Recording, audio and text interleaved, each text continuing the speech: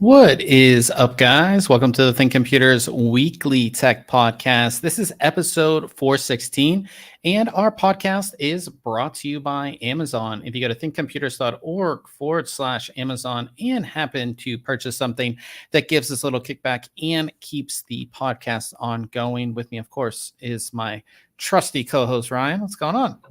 Just trying not to melt over here. So Yeah, you said it was over 100 degrees there. it was. Yeah, I sent you a screenshot earlier. I think it was 103 out, and then the feels like was 112. So Dude.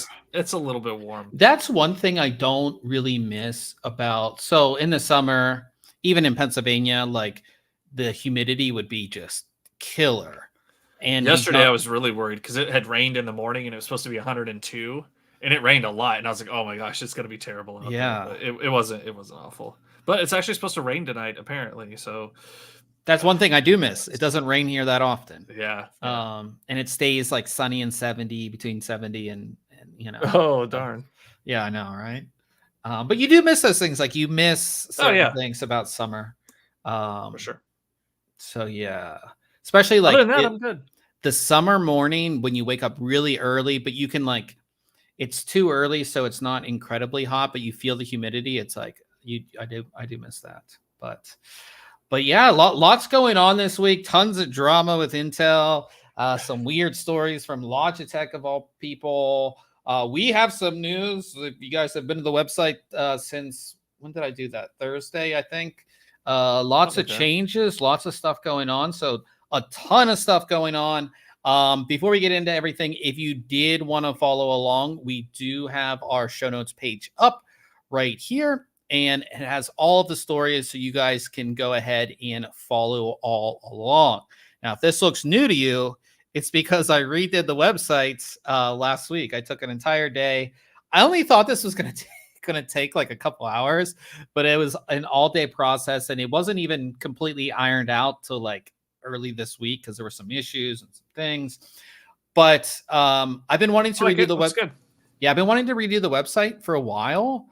I do get kind of bored looking at the same thing every day, and it had been, how long had it been? 4 years since? I think it's been that long. Maybe. I mean, maybe. Or maybe 2 years. Yeah, I mean, you make little tweaks to it every now and then. Yeah, so I wanted to. Major. Yeah, we like our website runs on WordPress, and I usually just get a theme and kind of customize it to us. And I wanted something that was a little bit more, just looked a little bit more modern. I'd say there were some issues with the old theme that I just hadn't ironed out, and just starting off new, I think, was going to be something that I wanted to do. I also, one thing that we had been dealing with for a while is the speed of the website. So I try to optimize this as much as I can. If you go to the website, it should load up pretty quickly. Far less ads. We do appreciate if you do turn ad blocker off, but there's like, the only ad is down here currently. There's no ads in any of the content. Like if you go into the content, there's no ads at all. Well, I guess these are for discuss, which we use for our comments, but like in the content, there's no ads at all. Right. Even the sidebar, we kind of cleaned out. There's not a whole lot there. Might add some more stuff, but not a whole lot. But yeah, I just wanted to make it faster and it just like easier to use. If you do go into some of the sections, everything again should load very quickly. And the like all of the sections of the website, if you just scroll down, it will load more. You don't have to go through pages of stuff. So like if we talk about Case Mod Friday, go into Case Mod Friday section, it will load a few, and then if you just scroll and just give it a second, it should load more. So you don't, it's going to continue to load, so you don't have to go through pages and pages and pages. Now it just automatically loads. The homepage is very clean. We have our content at the top and then just news. That's basically it. At the bottom, I did put some review stuff, but like I said, super, super clean. The text is a little bit bigger, so it should be easier to read. Everything, I think, looks good. I don't know if you had any thoughts on it there, Ryan. No, I like it. Yeah, I like the top section, with the article listings up there. I like the layout where it's the most recent has the most prominence. Yes. I think our previous had similar as well, but no, I like it. It's cool. Yeah, so I'm pretty happy with it. Let me know, guys, if you have any issues with loading. We've been working with our website host to really speed things up because I think it's the biggest thing. You guys don't want to click on an article that we post on social media or somewhere else, and or through the newsletter, and then you're like, when is this website loading? When is this website like, we obviously don't want that to be an issue. So if you do notice any issues with the website, definitely let us know because, like I said, I've been working this whole past week on making this load fast. I think that's the biggest thing for a lot of people too. And this all translates over to the mobile version of the website too. There is some stuff I still need to fix on the mobile version, but so far it's pretty good. And if you guys don't know, there is also a menu here. I haven't put anything in it, but on the mobile side, there's a menu that looks just like this as well and has the full menu in there as well. So it should be pretty easy to navigate. But that's what I've been working on for like this whole past week. So yeah, hopefully you guys like it and everything should load pretty quickly for you guys. So in the chat, we have Old Man, and he says that he had a storm come through last night and dropped a huge limb in his neighbor's driveway. Oh. That's a scary thing too. So like, obviously we don't have big storms here either. I always remember like a big storm would roll through in Pittsburgh and like trees would fall or you would see stuff like all over Facebook. So yeah. So like I said, good thing it didn't hit your house. Or a car. That's the worst thing. You come out and there's a tree on your car or through your car or something like that. It's just never good.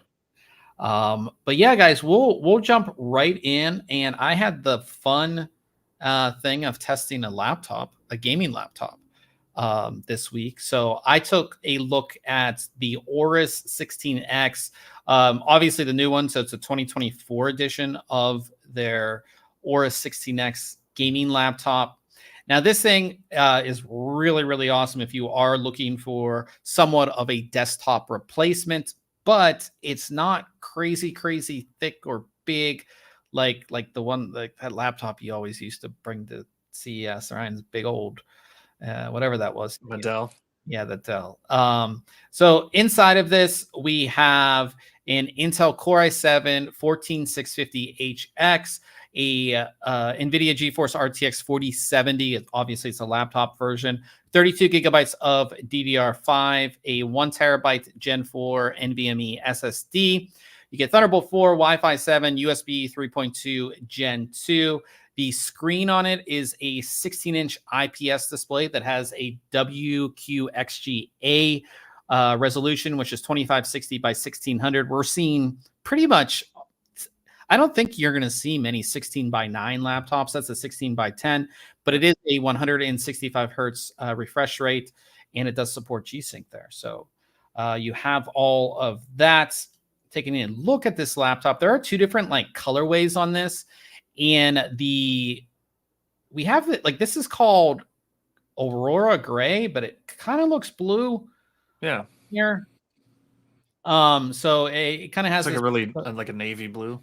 Yeah, and it has the AORUS logo in the center. Not much really to it. Of course, your ports are on the side, and again, this gives you a good idea of the actual thickness. Not, again, for a gaming laptop, not incredibly thick, but obviously it's nothing like a thin and light. The thing that I love to see on this, especially considering that it is a gaming laptop and possibly a desktop replacement, full-size Ethernet on here, full-size HDMI. So if you were going to sit down at home and play games, you can plug in directly. You don't have to rely on Wi-Fi. And with the HDMI, you can plug you can connect this right out to a monitor, no problem. Of course, the Thunderbolt 4 also supports DisplayPort, so you could do that as well. The one thing I didn't like to see on this was the power connector. It's a barrel connection. And when you power this, like when you plug it in, the barrel of that barrel connection doesn't go all the way into the laptop. Just not a fan. You got a little metal sticking out, kind of. Yeah, so I really would have liked to see a square. Although we see a lot of Type C, and a Type C can do up to 240 watts. And for some reason, this they use the barrel connection, and the power adapter is 240 watts. So they could have done the square or a Type C. I'm not a fan of. I haven't been a fan of barrel connectors for anything in a very long time. I just don't like them. In the back, we have lots of cooling on the back too, and on both sides, tons of cooling on this. And it does have some pretty cool RGB lighting. And we talked about this last week. It does put the AORUS logo down on your desk. You have RGB lighting there. There's also RGB lighting. What were the ports on the other side? Oh, so the ports on the opposite side. So on this side, you have your power connection, Ethernet, full-size HDMI, USB 3.2 Gen 2 Type A, and then Thunderbolt 4, which is a Type C. And then on the opposite side, you have another Type A and a Type C. These are both USB 3.2 Gen 2. You have a micro SD card slot, and then you have a combination headphone and microphone jack. So I think this does have pretty much everything. I don't think anything's left out. I would have liked to see a full-size SD card slot, but again, most devices are using micro, but full-size, I'm just a fan of the full-size for me and what I use. But like I said, you do get that cool RGB light in the back. It does say AORUS. I wish there was a way you could change this, but you really can't. There's not like a thing you can take off and print your own, but that would have been cool if you could do that. You're going to get full per key RGB backlighting on the keyboard itself, and you are going to get the WASD, and then the Q, E, and R keys are see-through keycap, so just easier to see and access, especially for gaming. So that's kind of nice that they do that. I honestly kind of wish the whole keyboard was kind of like that. That would have been cool, but just makes it easier to go ahead and access that.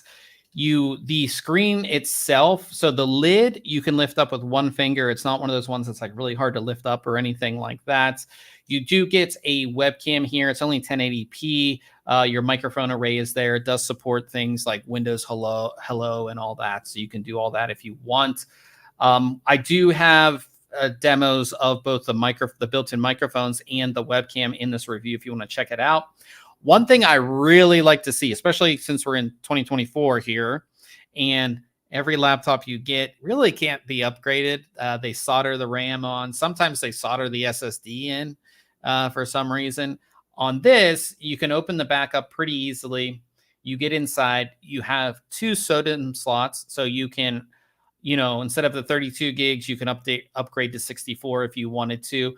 There's also 2 M.2 slots. So here's the installed drive right here. You could put a second drive in here. You could, of course, update the original drive to something like a 2 terabyte, a 4 terabyte if you wanted to.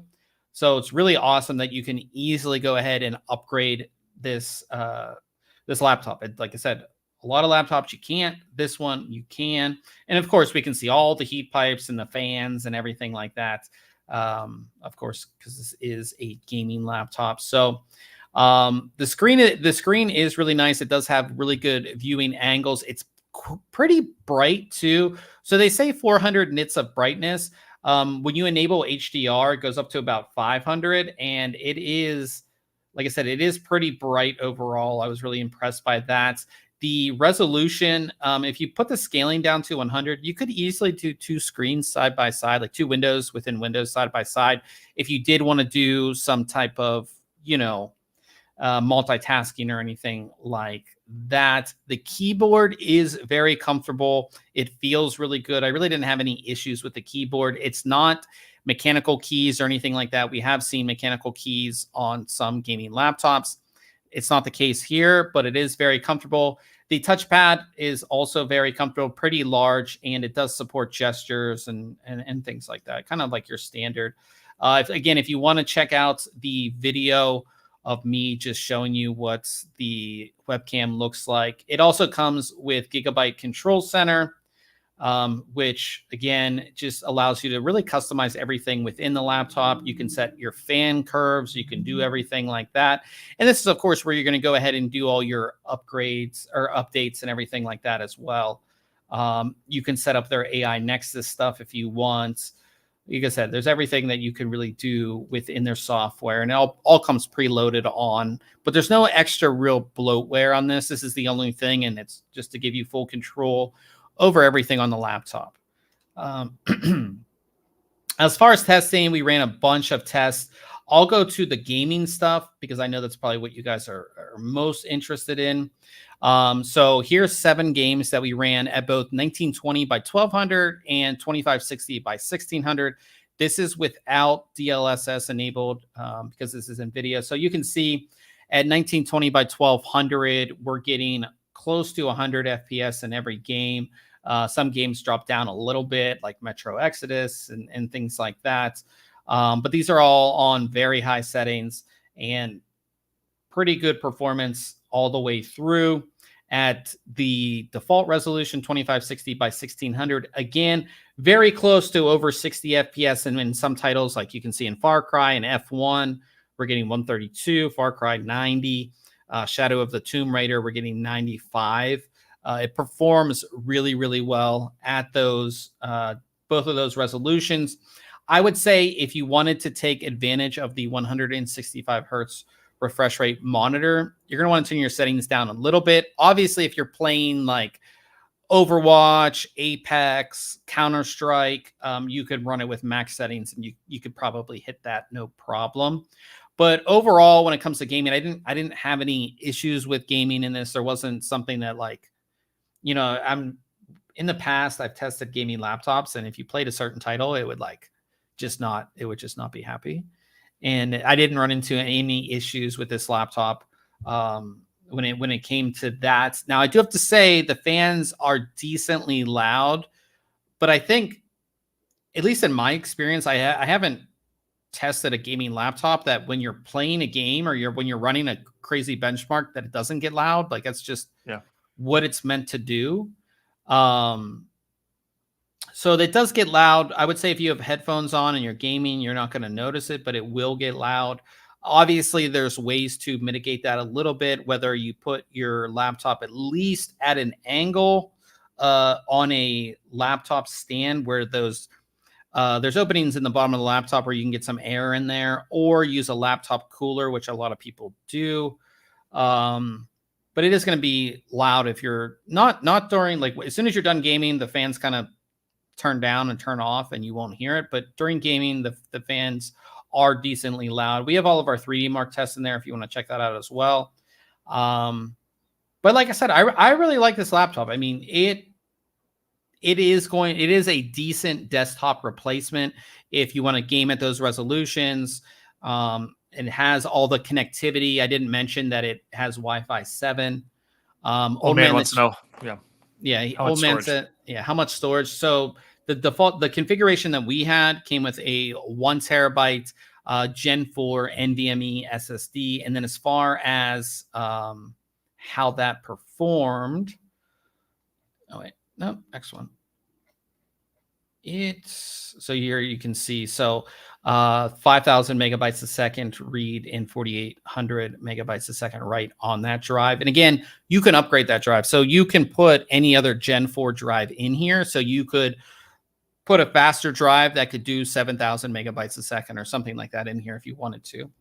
But that's in there are different configurations available. There's also configurations with like a 14900 HX and an RTX 40. I don't know if there's one with an RTX 4080, but you can get it with, again, there's different configurations. But overall, like I said, I really do like this laptop. It has all the connectivity that you want. Again, the big things is the full-size Ethernet and the full-size HDMI. You can see that barrel connector right there kind of sticking out in this picture. Not the biggest fan. Again, just I wish they would change that. Hopefully in their next generation they do change that. Obviously, it's not a deal breaker because it doesn't really affect anything. And I would also like to see like an L connector here, so it's just out of the way too. Stick it on the back, right? Yeah. So I have a gaming laptop from Lenovo. They put the power connector on the back, so it's out of the way. So yeah, like I said, I think it's a good laptop overall. The configuration that we reviewed is 1649, which I don't think is horrible for the performance that you're getting. And again, it's not insanely heavy. I think it weighs around 5 pounds. So it's not insanely light by any means, but it's not insanely heavy. I think you get to 6.5, 7, sometimes 8 pounds for some of these desktop replacements that are like really, really big. This one is, like I said, it's pretty average. So if you are looking for a new gaming laptop, definitely check this out. Like I said, with any type of purchase like this, if you can, go to the store, go to Best Buy, go to what else? What do we have left? Best Buy. Fry's is gone. Fry's, yeah. You got Micro Center. If you live by Micro Center, and you can check one of these out. Definitely check it out in the store. See if you like it. Type on the keyboard. Load up some games if you can. Or like I said, if you do order it on Amazon, you can do a 30-day return, obviously. Yep. So yeah, but like I said, pretty cool laptop, and I had a lot of fun testing it. So definitely check that review out. We'll move on from there to a very affordable CPU cooler. I was actually doing the review and I didn't look at the price, and then I looked at the price and I was like, this is this is interesting. So I took a look at the Scythe Mugen 6, which is a single tower, single fan cooler with 6 heat pipes. Pretty basic looking CPU cooler. Here it is, single tower, single fan. We have our heat pipes here, and not much to say. It is a pretty thick overall heatsink stack. You can see the heat sinks go up into it, but it's pretty plain. Like even the top cap is just so plain. I couldn't tell if it was white at first, but I think it's just it's silver, but it's just like there's on some of the previous coolers, they put like a nicer top cap that looked a little bit nicer, but it is so plain looking. No RGB lighting on the fan or anything like that. Get a closer look here at the heat pipes, and you can look at, again, that and the base. Very good finish here on the base, which is going to lead to really good conductivity and everything like that. Installation is incredibly easy on this. It took me it takes like less than 10 minutes to get this thing installed. Super, super easy. We do all of our installations outside the case, but you can easily install this in the case. As you can see, you just put like their included screwdriver through, and you just connect it down there, and you're good to go. Really easy to go ahead and do this.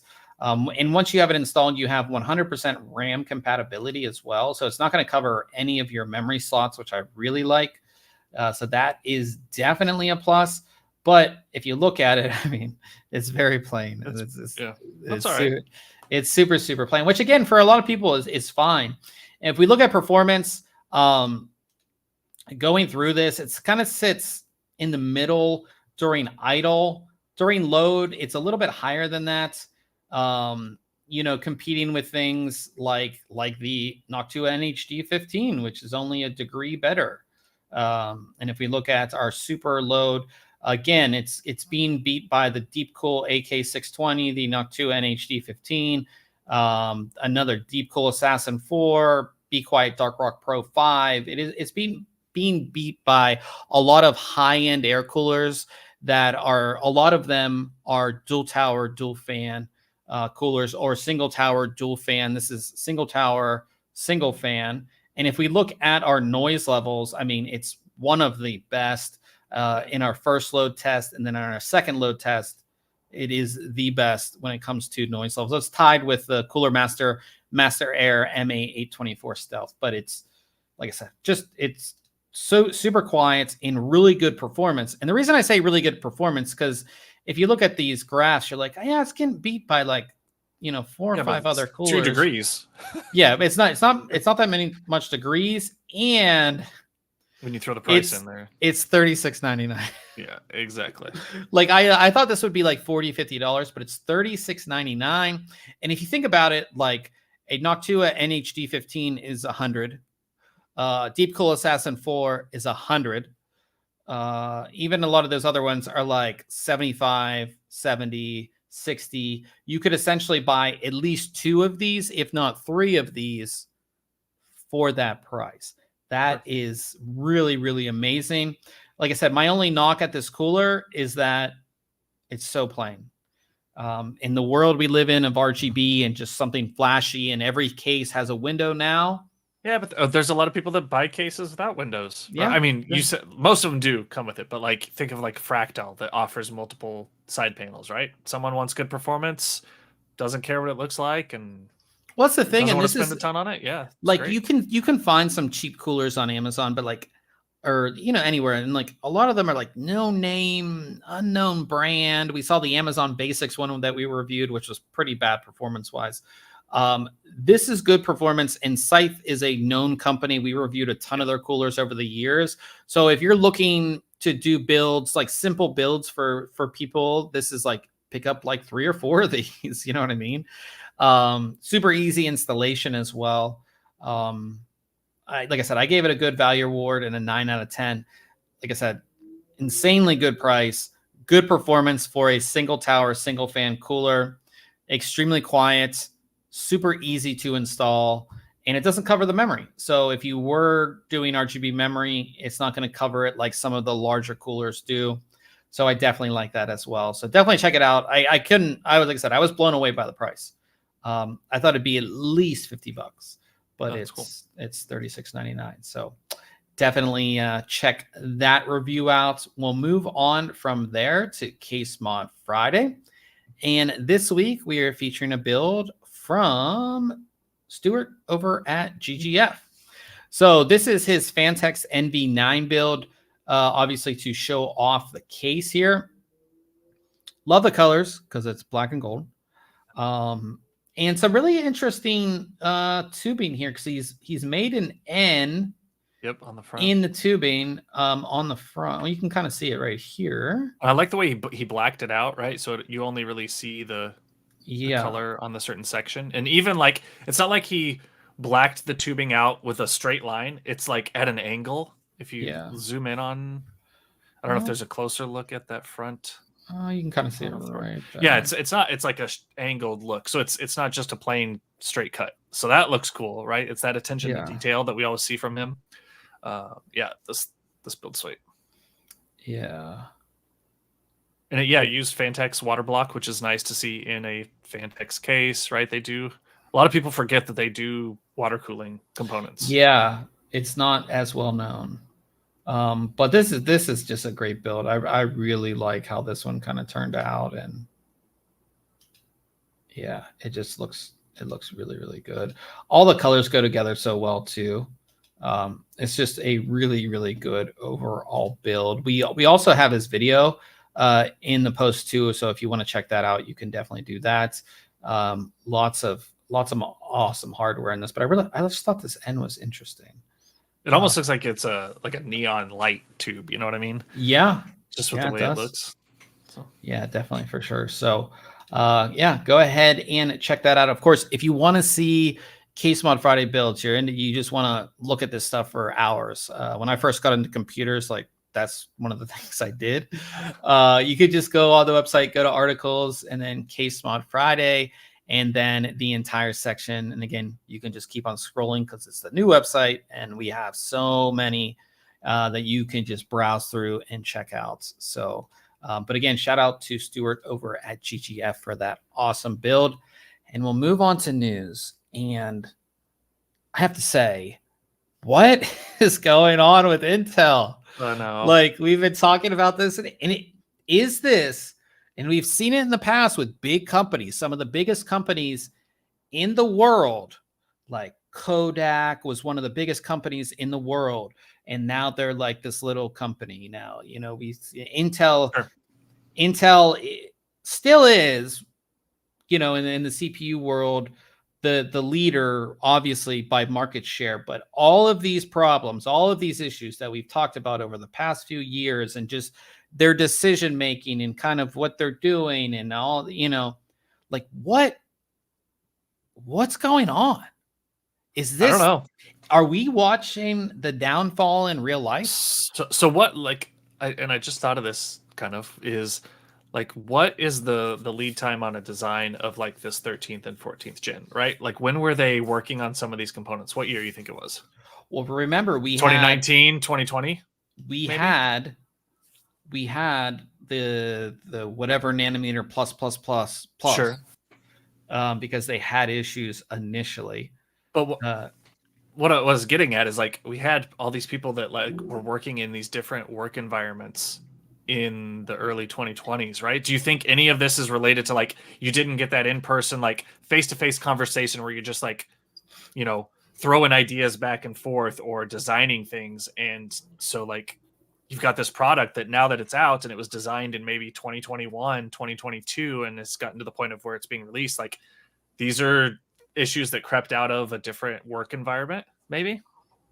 That I'm just that's spitballing, right? Yeah, that's a possibility. Because it hasn't felt like we've seen these types of issues from them necessarily. They obviously struggled to get through this 10 nanometer size, right? But I don't know. It's just something that popped into my head here, thinking about like what's causing this. Yeah, obviously that could have something to do with it. I mean, it's both 13th and 14th gen. Sure. But they acknowledged that it's irreversible damage from instability on 13th and 14th. Mostly the high-end chips, 13900K, 14900K. They're not going to recall it. They did say to turn off certain things in your BIOS to do the fix. They are offering refunds, although the process is not great. It's not one of those easy things, but we do have a story that will make it a little bit easier for some people. The good thing though is I don't think it was affecting the KS, right? I know we've got an image of the KS here. I don't think it was really affecting it as much because those were such high bend products that they were able to work through it. Anyhow. Yeah, no, I just like it's just, and then this next story that we're going to get to as well, it's just like what's going on with Intel? Like, it's just, this is not like an Intel thing, you know? And again, it's kind of interesting too, because I mean, 13th gen has been out for a long time and we're just seeing this issue now. Obviously it's affecting 14th gen too.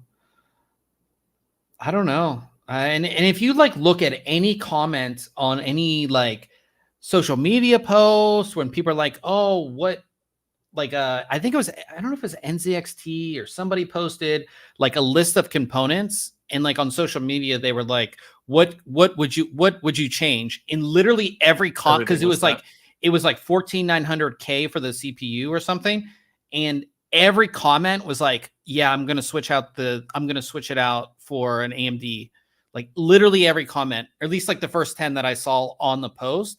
And you see that on forums, you're seeing that all over the place. And definitely, at least in the enthusiast crowd, people they do not want to build a new system with an Intel chip, at least with these issues, especially again, in the enthusiast crowd where they're going to push the chip, where they're going to possibly overclock the chip.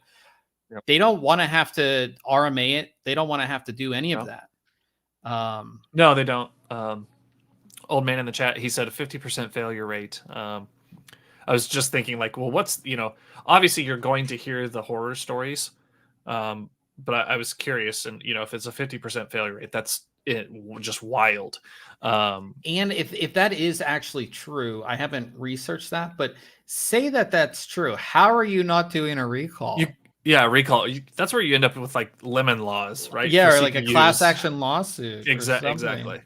Yeah. I mean, I don't know how bad it is, but I think at least in the enthusiast crowd, because like somebody who's buying a pre-built somewhere, like they're right. And that's what I was saying. Like if all those people you're never going to hear from, most likely.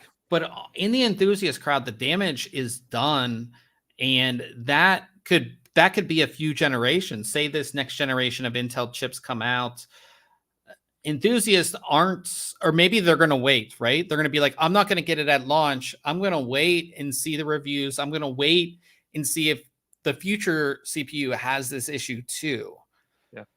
Yeah. I don't know. Not good. Not great. Yeah, definitely not good. And obviously, if anything changes, we'll keep you guys updated on that. Moving on, Intel is going to lay off 10,000 people, which doesn't obviously bode well for them either. So obviously cost cutting and things like that. They say the layoffs will enable significant investment in R&D. Yeah, I don't. That's a lot of people. That's a lot of people.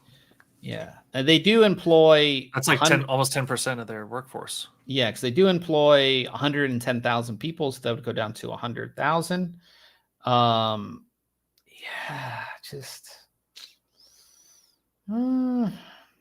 it just seems like I haven't seen a good Intel news story, because I do a lot of the news on the site. Like, I haven't seen a good Intel news story in a while.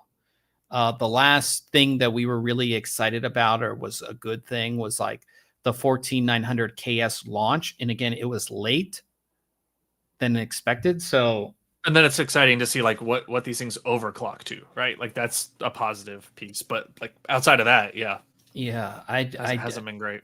Yeah, I don't know. But if you are somebody who maybe needed to do a refund or anything like that, Newegg just added their PC trade-in program, or CPU trade-in and PC trade-in program. Obviously much needed. I don't know how many returns Newegg is doing for CPU related things, but they have a new CPU trade-in program and PC trade-in program. It says PC trade-in program with Intel. So I think that you can trade in the PCs for you can trade in an old PC for a gift card, which is kind of interesting for the PC trade-in. Up to $400 though. Yeah, I mean, it depends on how. And I think this is kind of interesting. It says PC trade-in program. It says been purchasing. I think this is just a promo that they're doing with it. Yeah. Trade-in must be no older than 7 years from the original manufacturer's date. So, and they have information on it. CPU trade-in program. But I like these. We saw this with EVGA when they did their what did they call it? It was like their one up. Was it called one up or level up? It was something yeah, like that. Yeah. EVGA did that with their GPUs for a while. It allowed you to kind of trade in your old GPU and get some discount towards a new one. And it also got you, especially during the chip shortage, it got you kind of in line to get something. So I like these. I think they make sense. So yeah, it's cool that Newegg is doing that. It just makes it easier for the consumer as well. So like I said, I definitely like that. Moving over to the AMD side, not everything is sunshine and roses on the AMD side. They made what might be the craziest mistake on their Ryzen 9000 if this series. Is true, right? I mean, there's pictures. I know, but so Ryzen 9000 series is supposed to launch today. And obviously they're not out. Yep. And apparently there was some speculation that they were not up to par. They were not, which is kind of weird thing. This late in the process of right. What are you going to do? Yeah. So it looks like the issue was that where it says on the chip Ryzen 9 or Ryzen 7, it was misprinted.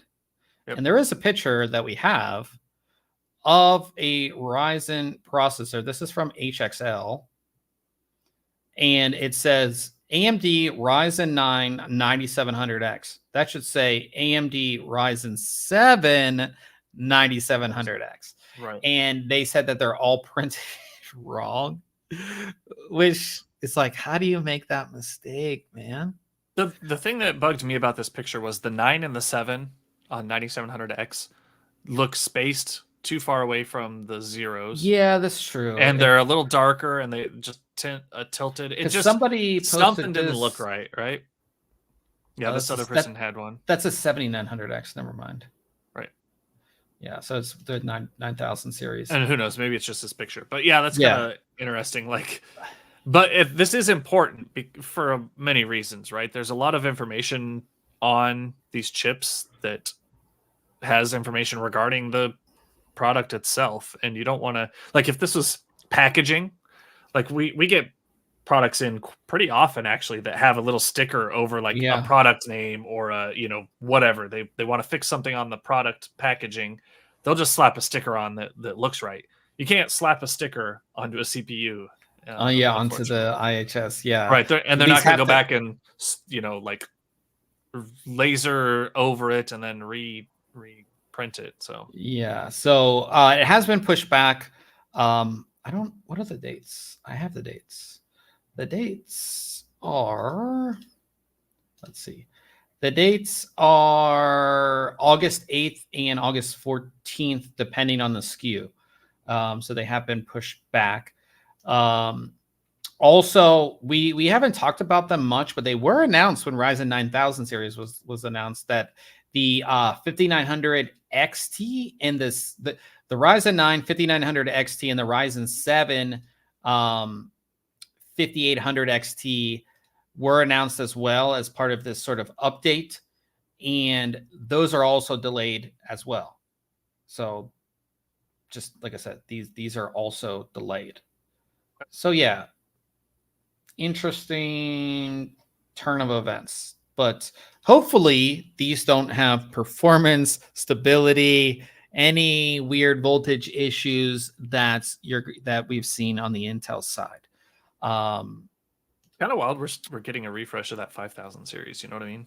Yeah, but I think it kind of makes sense. I think with what AMD has done with longevity of their products, even though that's going to get into our last story of when we get to it, talking about longevity of products, but they've been really good at, you know, I could easily suggest a 5000 series processor to somebody now for a lot of reasons. They've been really, really good with coming out with products that will last a while, and that, you know, I think the biggest thing is like the ecosystem, right? So the motherboards have all the modern connectivity for the most part, unless you really need like Wi-Fi 7 or something like that. You know, you have all the modern connectivity you would want. So they've been really good at longevity or lifespan of their products. So I think that refresh makes sense. You know, but we have prices. There are prices. So I think this was just a mix-up by the retailers. But this morning, Best Buy and Newegg listed all these processors with prices.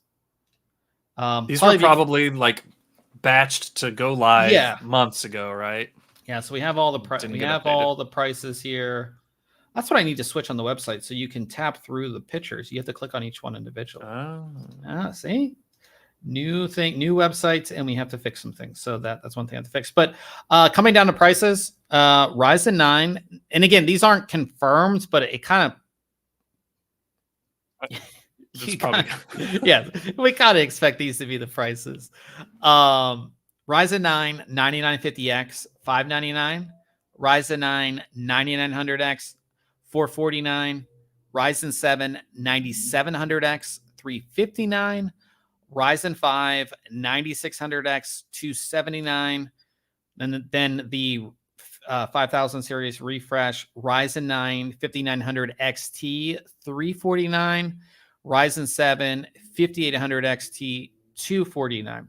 Now, talking about the Ryzen 9000 series, both the 9950X and the 9900X, both of those are $100 cheaper than their Ryzen 7000 series counterparts launched at. Can't complain there. And that's probably why we saw all those price drops for the Ryzen 7000 series, like during Prime Day and even before that. And then the Ryzen 7 9700X is $40 cheaper than the Ryzen 7000 series counterpart did at launch, and the Ryzen 5 9600X is $20 cheaper. So good to see across the board. And I think that will make the X3D parts, when the X3D parts do come out, it will make those pretty competitive too. We know, obviously, these are going to be the top dogs, at least we would think, for a little bit, until Intel comes out with something. But I think Intel, like I said, has a lot they got other stuff to worry about. Yeah, they got a lot of stuff to worry about currently. So, but yeah, cool to see, exciting to see. You should see reviews of all that stuff come up pretty soon. Now, here's something that I thought was really cool. Elgato released some accessories for their Stream Deck Plus that you plug into the back and gives you more functionality. I didn't know that you could do this with the Stream Deck Plus. I don't use a Stream Deck. I know Ryan does. You share it? You have the OG one. You have the OG Stream right? Deck. Yeah. Yep. So I guess the Plus version has some expansion options. Yeah. Yeah. So the first one is an XLR mic input that goes on the back here, which is pretty awesome. So if you did have an XLR mic, you could just plug it right into this. You don't need an audio interface anymore. And again, it saves space on your desk. Like on my desk right now, I have an audio interface. I have my Stream Deck, which is what is this? It makes this mountain device that I have. So this just brings it back to one device. You know what I mean? So I really like that XLR input there. Just makes complete sense, and you can see, what it would look like in action here. Yeah, that's awesome that you can do that. And then they have the USB hub, which again, I have a USB hub here as well, so I could add this onto my Stream Deck Plus as well. Is it a powered hub though? I don't know that it is. It's not powered. It is not powered. Yeah, I wish it was, right? Because that's a lot of items you could plug in, and some things, I don't know. Yeah, because it said power supply not included. Right. So it might have a pass through where you power. Well, it said it also powers a laptop. Yes, it's 100-watt power delivery and 65-watt uplink. That says. Okay, so it's got to have. Yeah, power. So you can do 100 watts into it, right? Yep, 65 watts. And it will give you it will give you 65 watts on this port, and then 7.7 and 4.5 on these. And these are data ports. These are power ports on this side. So nice little addition, and it makes you wonder like what else they can add into this. And again, the biggest thing is that it saves space. You have multiple devices. You might not have it. I have a big desk, and it's still full of little gadgets. So it's kind of an nice HDMI port on there or something, and have a capture card in there. Yeah, could be adding on. Prices. Do we have prices? I don't know if we have prices. Let's go to Elgato's website. No.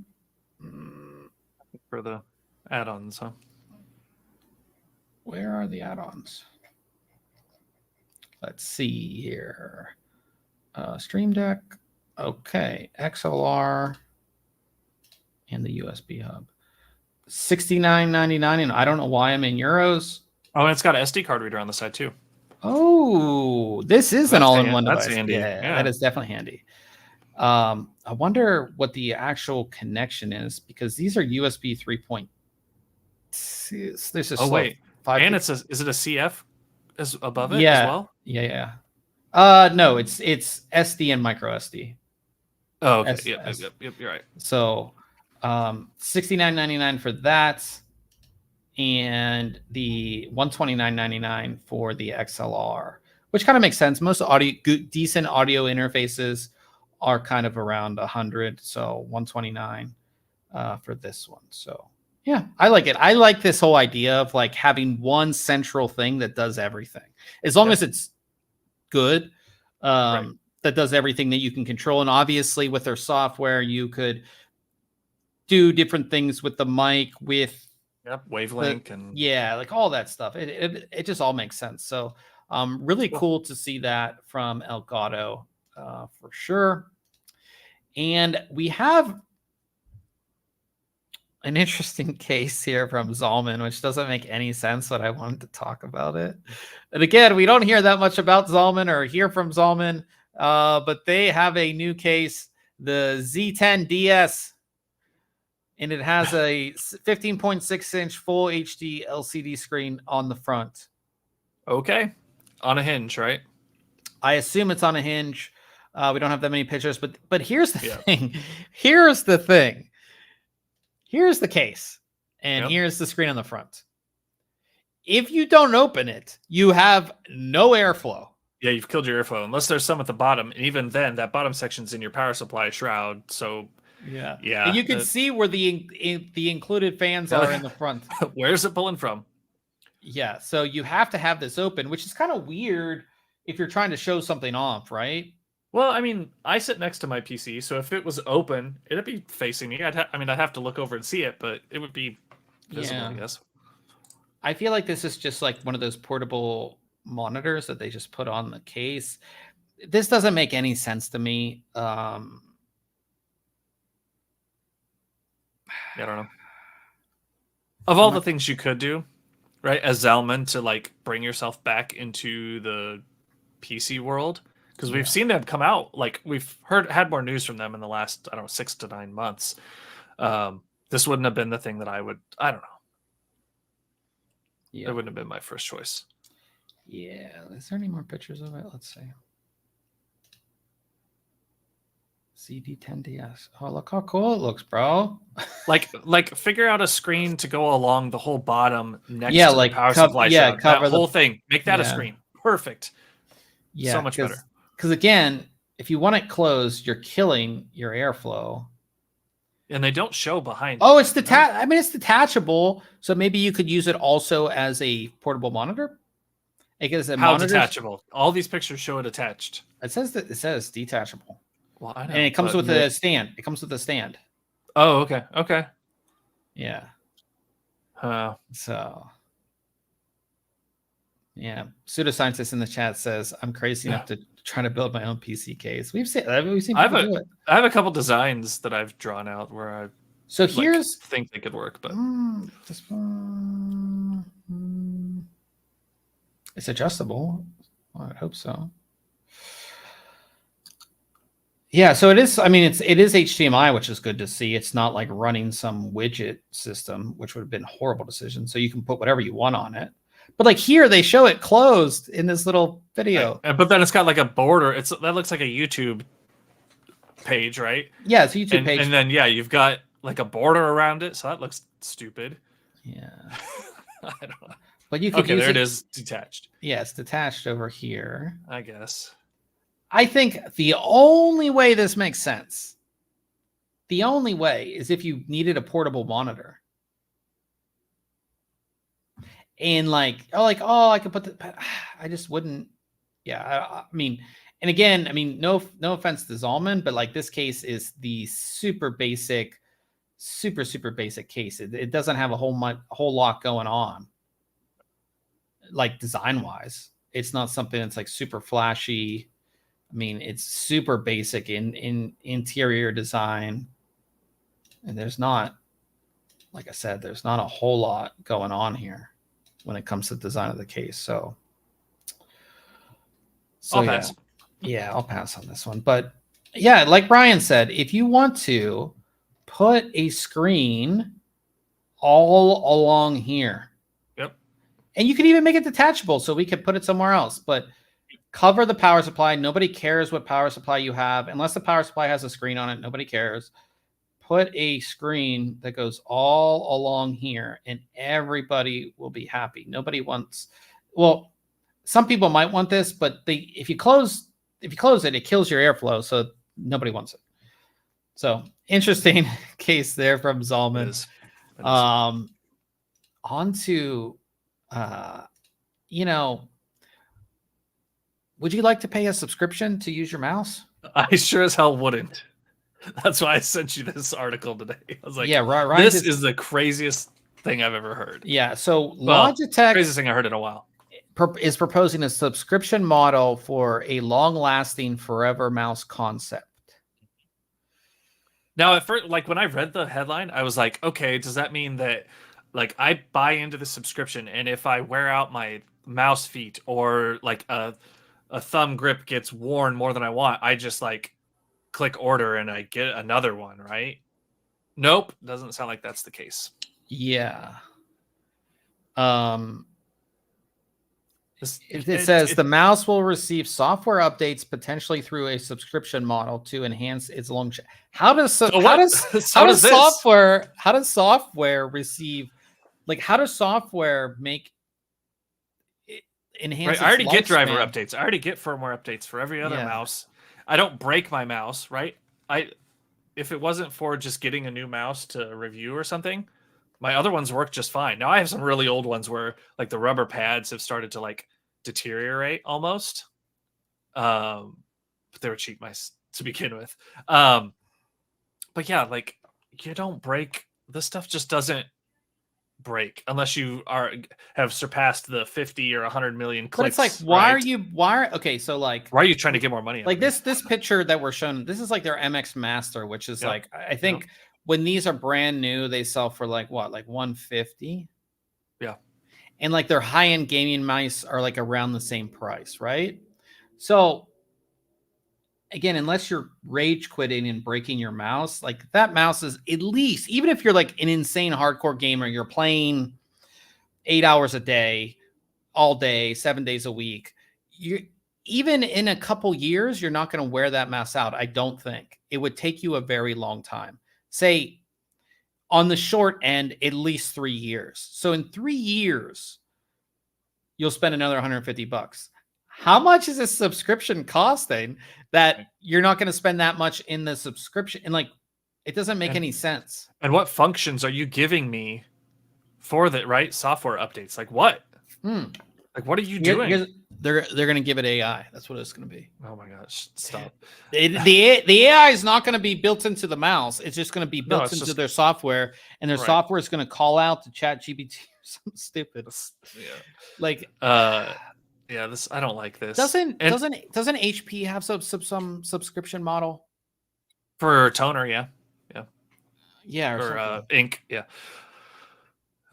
They do. Yeah, it's just, this doesn't make any sense. And and anything I read didn't say anything about them like actually replacing it if it goes, if it's bad or something. So it's just, yeah. We have seen this. We do see, and we've seen it, and they don't talk about it, but like with like cars and other things, like, like the old cars last forever, but the new ones, or like stuff you planned buy, obsolescence. Absolutely. Like even like some like home electronics and other things you buy, like they die within like a couple years, or something like that. So, I mean, I had that Samsung TV. It lasted 3 years and then it just broke, So companies need a way to get customers to continually buy something, because again, typically when you buy a mouse, like you see on Reddit all the time, people are like, "Oh, I'm finally retiring after 10 years," So they need customers to come back. I just don't know any way besides the ability to just hit a button and order a new one for no cost to you. You're just paying your subscription, right? That's the only way I see this working. I don't see how I would pay a subscription for a mouse. And again, you've only got... Good. Maybe they have this crazy software that you subscribe to that will give you all these crazy, like, imagine like the Elgato Stream Deck software, but like on crack. Like it has the most amazing thing. It supports literally every software out there. But like, do most people need that? No. And the people who need it, are they really going to pay for a subscription? Like, you can get third-party apps that are free that you can reprogram your mouse or do whatever. So I just don't understand how a subscription to a mouse would even work. They'll have a couple tiers. They'll have, you can get this month, you get 1,000 left clicks and 500 right clicks, or you can go up to the 5,000 clicks, or you could go pay per click. And didn't BMW do that? I don't know. I swear, like, let me look this up. Like BMW's The unlimited click plan, though, is probably what I would go for. Just, yeah. So BMW did that. So like the car, BMW did it, and then the people found out about it. And I do they remember dropped this. it. Yeah. So BMW, like their car came with heated seats, but they that's they what tried to put it into a subscription. That's so wild. To pay for something that's already in the car. Yep, I remember this. But like, man, I just, like I said, I don't know what Logitech's thinking. Maybe this was on a podcast. The CEO was talking, so I don't. Maybe it was just her just saying stuff. I don't know, but yeah, just don't see it happening. Now we will skip what we have coming up next week real quick, because this kind of leads us into our question of the week. Do you think we'll see other hardware with a subscription model? And if there is any hardware that would be in a subscription model, what would it be? So yeah, like I could see like Wavelength, the application I use with this Elgato mic, right? If you wanted to subscribe so that you had access to additional like plugins or something for, voice modifiers or, more detailed control outside of like what was already available, maybe. I could see that with a lot of stuff. Like, so say like Wavelength or Elgato or anything, they have their normal software and then they have add-ons, and you can purchase the add-ons you want, or you could just have a subscription that gets you access to all of the add-ons. Correct. Yep.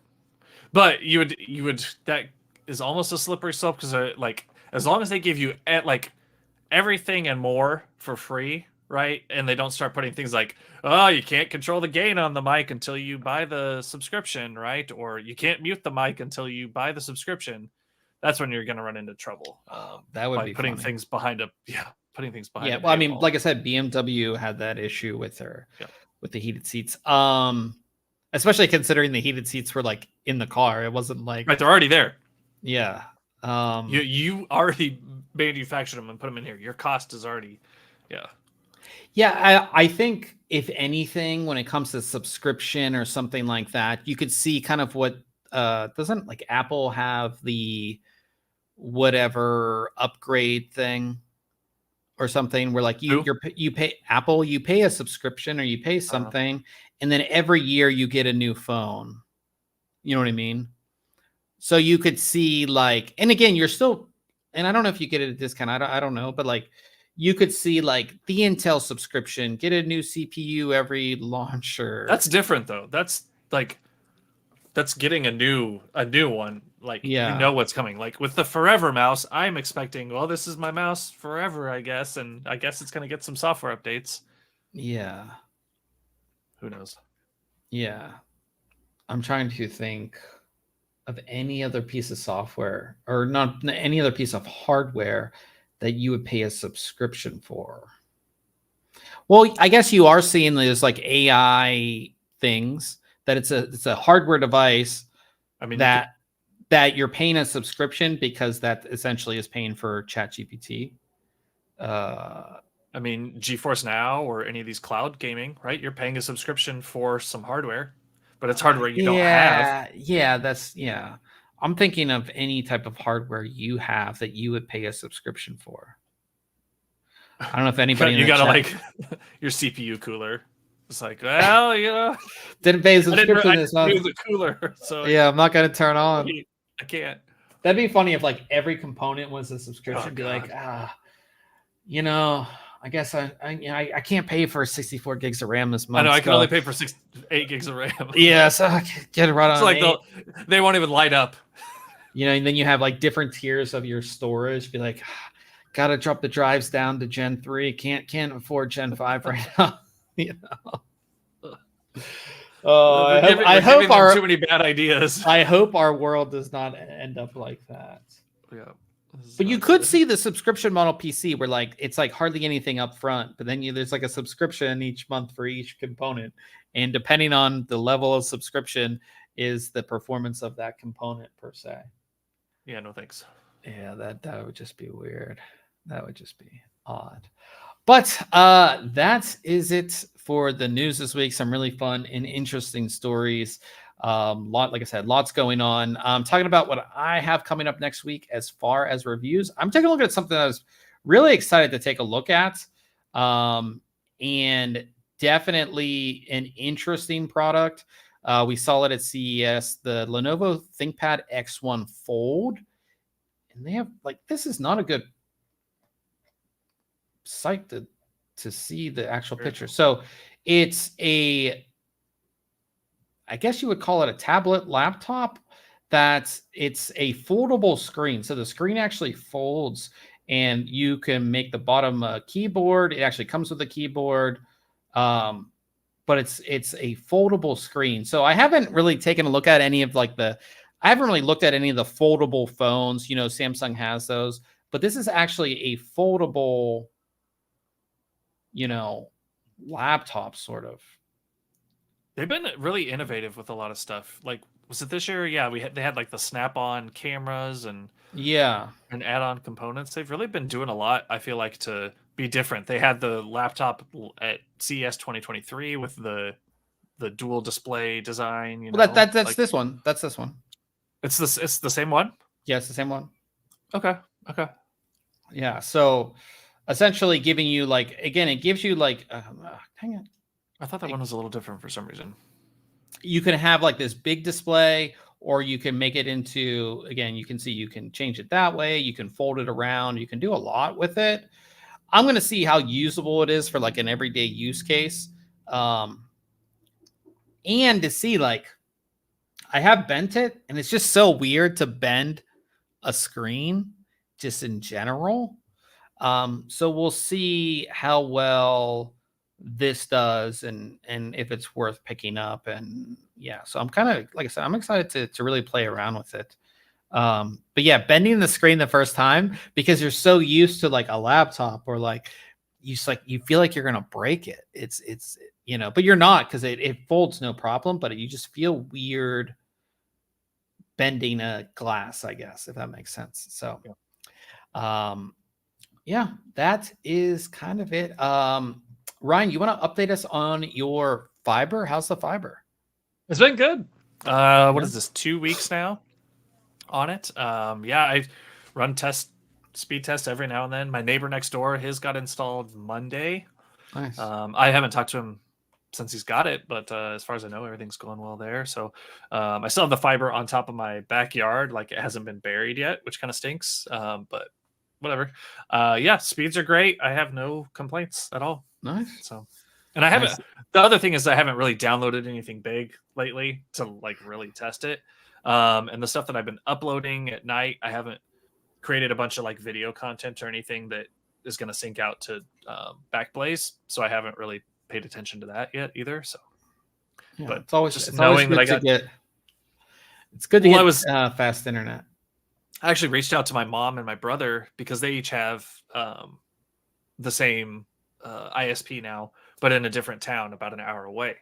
And I wanted there was another NAS I was thinking about taking a look at, and then it got me thinking of some offsite backup. And now that I've got 2.5 gig, and I was seeing if they had 2.5 or a gig, and I was like, okay, if I bring one of my extra NASs to their house, and then I can run that sync as well, right?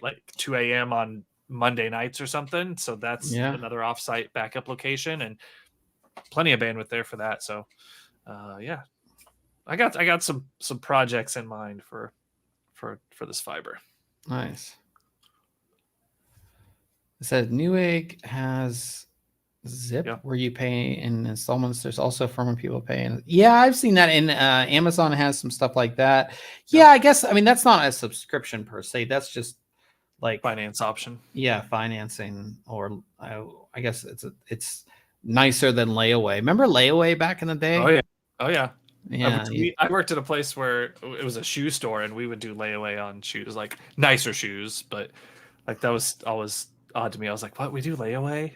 And you'd have this whole rack, and you'd have to call people up and be like, hey, these shoes have been back here for 6 months. You've paid for half of them. Do you want them? Or we're going to put them back out there and you don't get any of your money back. Yeah. Or all those stores, when I was growing up, Kmart would have layaway. The rent to own. Oh yeah. That's a ripoff. That was Oh yeah. Because you would end up paying That's like an 3 times expensive TV. more than what it was. Yeah. Oh yeah. Yeah, but And they'll come hopefully grab this neck. I honestly don't think that's going to come to the PC industry. No. So it's just good that that doesn't happen. But it is nice, like Old Man says, like if you are somebody who you want a new PC, there are a lot of like all the major retailers offer. Even if you're not going to get like a credit card, which might not, you might, again, if you're paying in installments, you might not be able to be approved, but like Affirm and some of the other ones do allow you to do it in installments. I know Affirm, you have to pay a fee on top of what you're paying. But sometimes Amazon, let me see. I don't think it will show me. Sometimes Amazon, let's just say like CyberPower. Let you do payments on larger items. Yeah, they do let you space out payments without any.